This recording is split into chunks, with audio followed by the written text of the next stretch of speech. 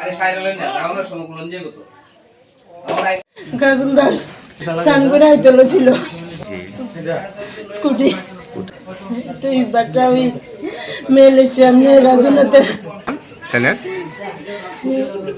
62 বছর সুশীল দাস না মা বাবা মারা গেছে 3 বছর হয়েছে আমার কেউ নাই ও দাদা সবার সামনে দেয় নাই গো আমার কোনো কিছু থাকে না এরকম বুড়া কপাল লই আইছি।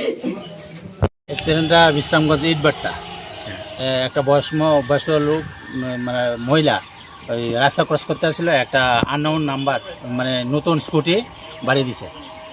ভালো মোটামুটি ভালো ইনজুরি হয়েছে মহিলা নামটা কাজল দাস, বাড়ি ইটবাট্টা 61-62 কাছাকাছি। বিশ্রামগঞ্জ হসপিটাল আছে, বিশ্রামগঞ্জ ফায়ার স্টেশন।